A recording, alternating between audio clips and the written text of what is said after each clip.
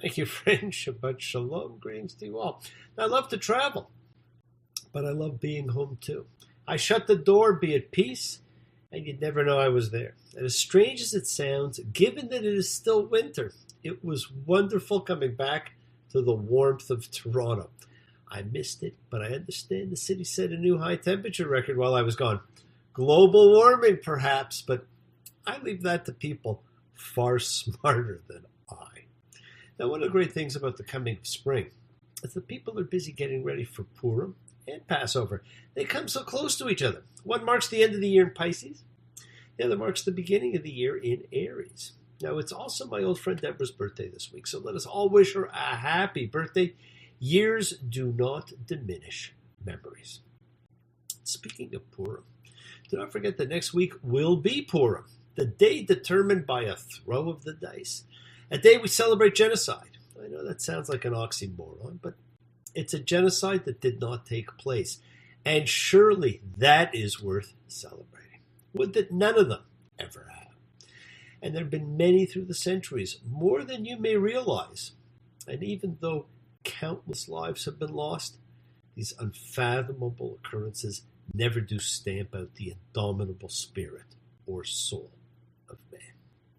So please do. Start thinking and preparing for the celebration that has become the Jewish Halloween. Pick a character you'd like to be. And I will post a reading of my version of the Megillah of Esther, a book left out of the biblical canon. And Megillah is a Hebrew word meaning scroll or book. And of course, the Yiddish slang term means a big deal.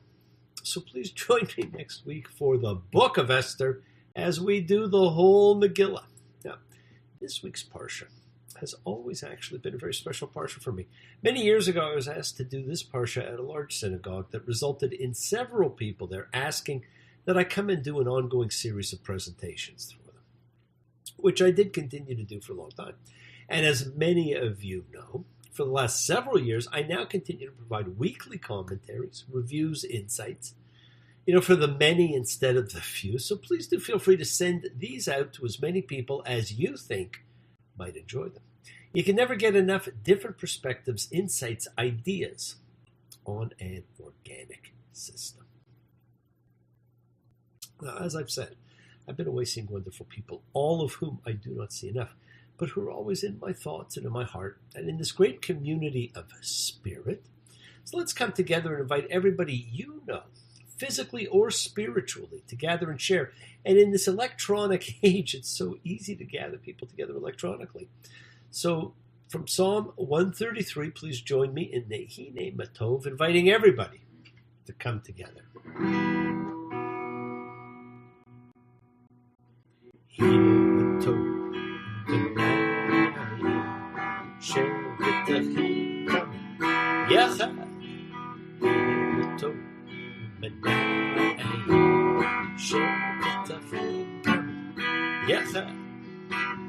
how good and how pleasant it is for brothers and sisters together.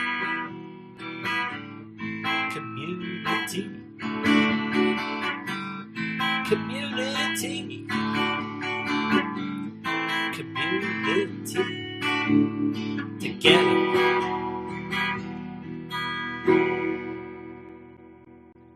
Community together, my friends, forming a one. Now, we should come together as a natural thing, not only for crises or for special occasions. So let's all together take a moment to express gratitude, renew spirit and energy with and for each other. Take time to be thankful for all the wonderful things of life, our health, our happiness, our families and friends, and the great love that envelops us all. And let's share that goodwill and love with those in need. Send a positive energy to help heal all those in need of healing and renewal. Remember, sending goodwill, love, peace, and thanks. It's such an easy thing to do, to transmit energy to everybody you know in need, everybody you know in desire, everybody you want to send energy to. Just call out names for whoever you know, whoever you think of, whoever you love, for John, for Rosemary, for the Beat. For all of you, for love, for renewal of spirit, for kindness, for healing wishes, goodwill, and love. You all send out all of these things, and they just keep circling the world, finding those in need. So thank you, each of you, for sending out all that fantastic energy. Me, Shabera, Avoteinu, Makor HaBracha, Imoteinu. May the source of strength bless the ones before us. Help us find the courage to make our lives a blessing. The renewal of body, the renewal of spirit. Let us say, Amen. Yishaberach, let us all have our spirits renewed, my friends. Now this week, we're going to read about the instructions for building some amazing biblical accoutrements, or accoutrements, as some call them. And it's all prefaced in Exodus 25:1, where we see the new formula for all future information sharing. God will speak to Moses, and Moses will speak to the people. And the Lord spoke to Moses, saying, when you read this, keep in mind you're always hearing from God every time you see those words. Speak to the Israelites that they take me a donation from every man as his heart may urge. Now, friends, is that not how all donations should occur? From the heart. Not from obligation. And I thank all of you who donate to our cause to support the work we do in providing services and education to the community. For those who want to maintain spiritual connection but are either not welcome, not encouraged, not accepted, or not financially able to belong, to participate, to feel part of a group. Congregations are not necessarily made of brick and mortar anymore, but of independent spirits, common desires, goals, feelings, yearnings. And here we've created an electronic environment, a movement where all are members, all are welcome. Congregation Beth Ruach, the gathering of the house of spirit. Now, donations is really an interesting translation for this parsha. I'm sure that's what it's called in most of your Torahs. I remember back in 1985, I was sitting in a TV studio when I first saw Michael Jackson's incredible hit, We Are the World, the #1 donation-raising song of all time. When you're down and out and there seems no hope at all, but if you just believe there's no way we can fall, well, let's realize that a change can only come when we stand together as one. We are the world. We are the children. We are the ones who make a brighter day. So let's start giving. There's a choice we're making. We're saving our own lives. It's true, we make a better day. Just you and me. That song touched so many hearts. And people gave from the heart like they never did before. Friends, that and the concert for Bangladesh before it changed how we see the world and how we give. And yes, we are the ones who make a brighter day. We are the ones standing together as one. And now this week we read Teruma, donation. And the word for donation here is a very important word. It's the biblical Hebrew word teruma, which is a noun derived from a verb that means to elevate. Now we translate it as donation, but it's far more than that. It's something given from the heart that elevates us, elevates our spirit. When we give from the heart, it's different. Now, everything is comprised of energy, and energy cannot be destroyed, it can only be transformed. The energy we transfer in this kind of giving is different from the energy transfer of reaching in your pocket or writing a check. This is the transfer that has the greatest power of creation attached to it, the energy of love, of desire, of spiritual growth and elevation. And as we read about the trappings called for, you realize there's incredible material richness here. And you may wonder, where'd they get all this money from? They left Egypt and they could not wait for the bread to rise, but they have wealth you could not imagine. And that's another story. Now, this week we're going to hear about the tabernacle, the lamp, the great seven-branched menorah to guard the tent of meeting, the ark, the ephod, the great objects of antiquity, the ones we all can immediately picture in our minds, the sacred objects of the wilderness generation that were ensconced within the tabernacle and the first temple, but actually never made it to the second temple.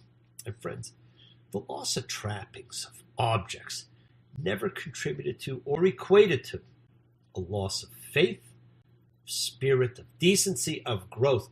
All the things you're going to read about, which people are so desperate to find or recreate to prove their existence, simply prove no objects are greater than an idea, a belief, a system of humanity, of ritual, ethical, moral law. These other things are just things. Can't buy me love, oh, love, oh, can't buy me love. I'll buy you a diamond ring, my friend, if it makes you feel alright. Get you anything, my friend, if it makes you feel alright. I don't care too much for money. Money can't buy me love. Love, the true universal power. Now, as I'm sure you all realize, that Judaism is one of, if not the only religion, that has no existing buildings, no trappings, no icons, no relics. Built on faith, devotion, spirit, intention, adherence. And out of all the things we read about, probably the most famous of all is the ark that would go on to house the covenant, the contract with the Lord. We've all seen pictures, the golden box carried on poles with the twin cherubim on top. Not little chubby angelic beings. In fact, I have one right here. I'll show you. Here we go. Ark of the Covenant with the cherubim on top. You know, and I got news for you. That's the actual Ark of the Covenant. Now, the Hebrew cherubim is derived from a root that suggests hybrid or composite, and perhaps also steed. These are fearsome winged beasts that figure in poetry as God's celestial steeds, and that serve here as his terrestrial throne, enthroned upon cherubim, being an appellation for the deity. Now remember, you first encountered them after the expulsion from paradise.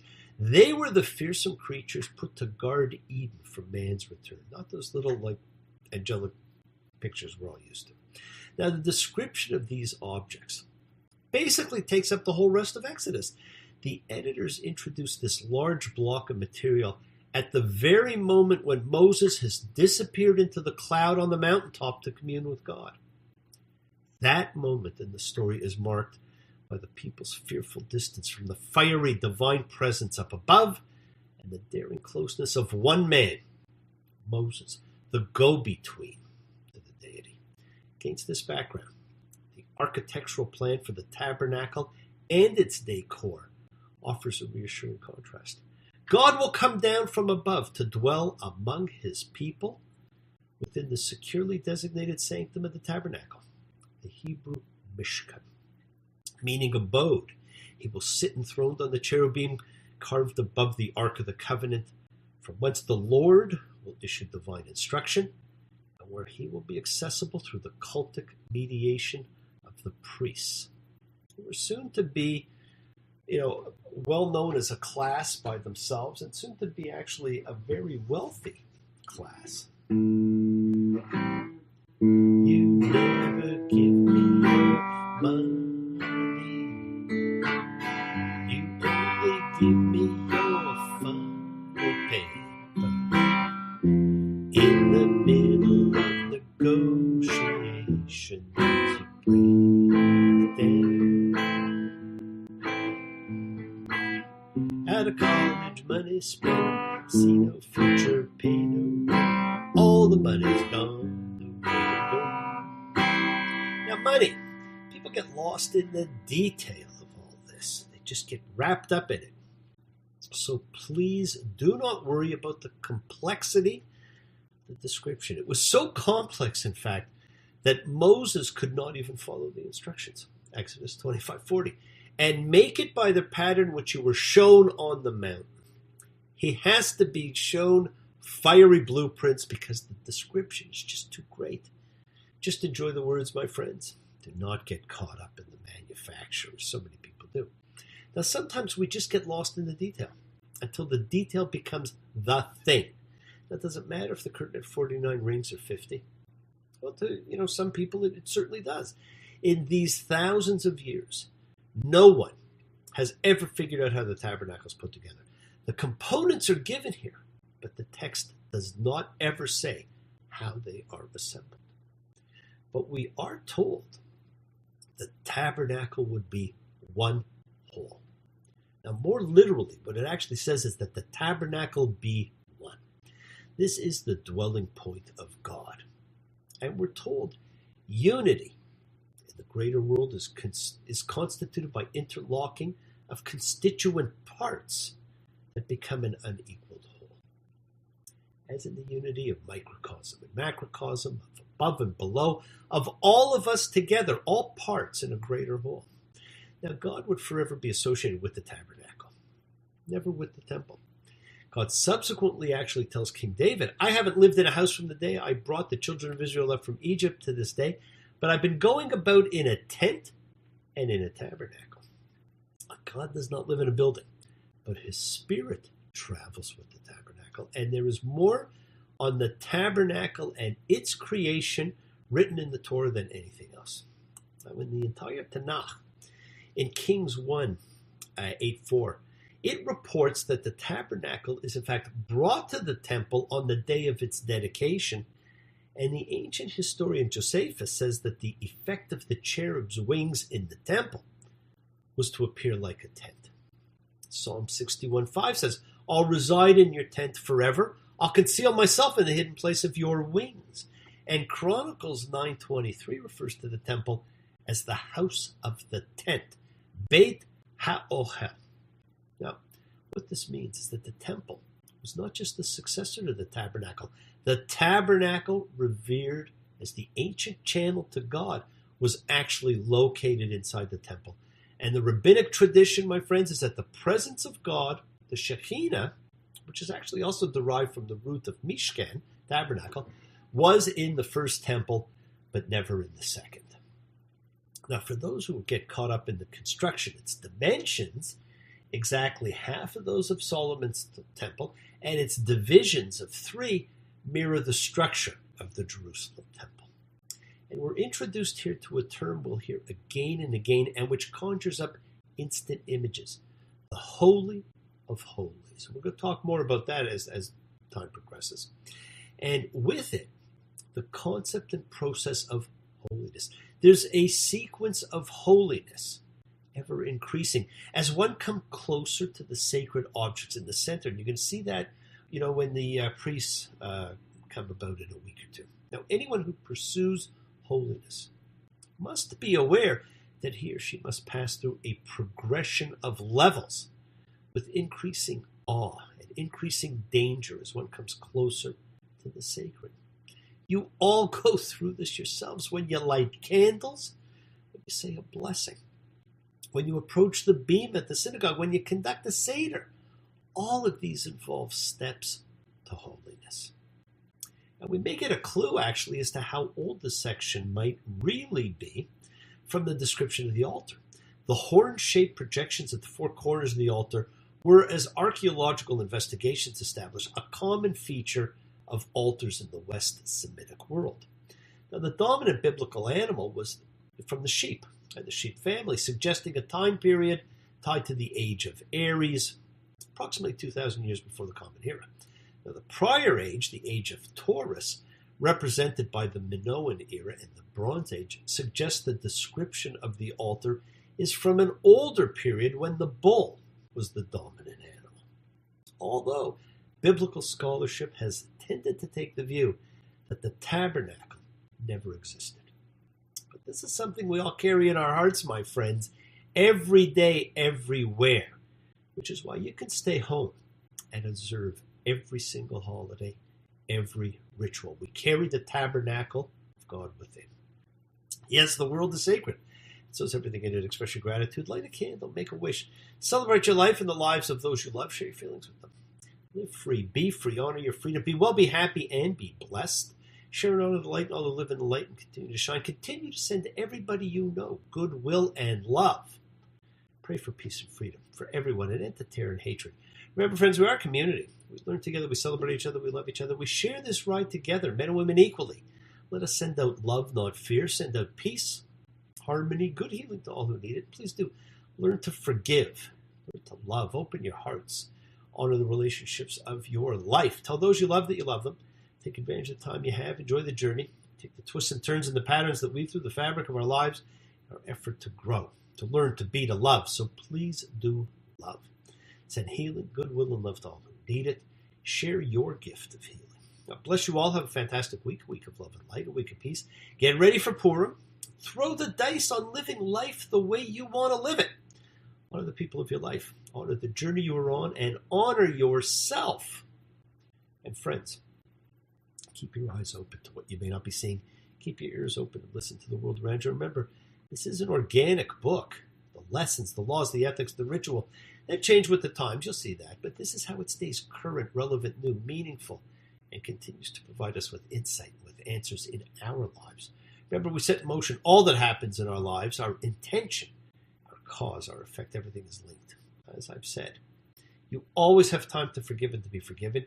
You do have that knowledge of what is good and what is bad, so acknowledge what you have done wrong to yourself, to God, and to any person you have wronged. And then ask forgiveness. Great mechanism. And do so with sincerity, accountability, vulnerability. Forgive those who've hurt you. Learn to be forgiving and learn to be compassionate. Do not stop your journey. Do not stop moving towards your promised land. It's always in sight. Keep on dreaming. Keep on being. Keep sharing. Keep shining. Keep teaching. Keep spreading joy and goodwill. Do not follow fear. Follow love. It's always in front of you. Remember to have faith. An unwavering adherence to principle, just as I have faith in the principle of love in all of you.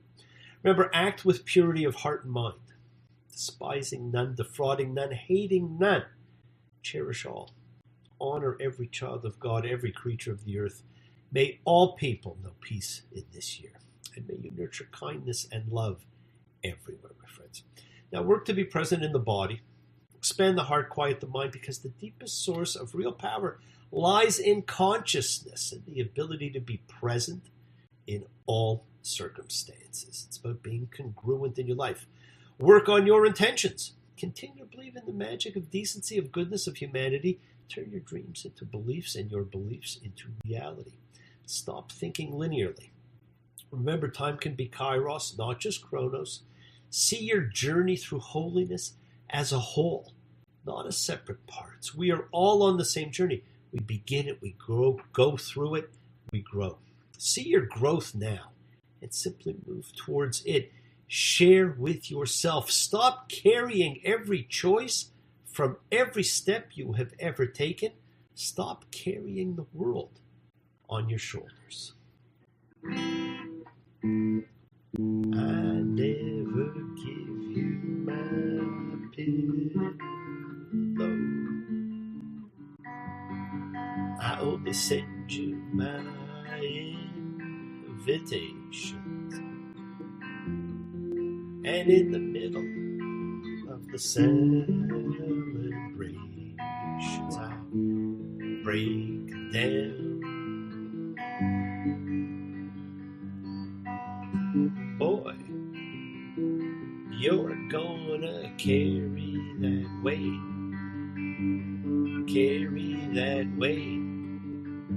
a long time. Boy, you're gonna carry that weight a long time. We carry a lot of weight. Give love, my friends. Embrace love, not fear. Forgiveness, not anger. Be there for someone because someone's always there for you, whether you know it or not. Be happy, be healthy, be helpful, be kind, be loving. Now, I look forward to seeing you all next week at Purim. So until then, Shabbat Shalom and blessings to you all. Take care. Bye.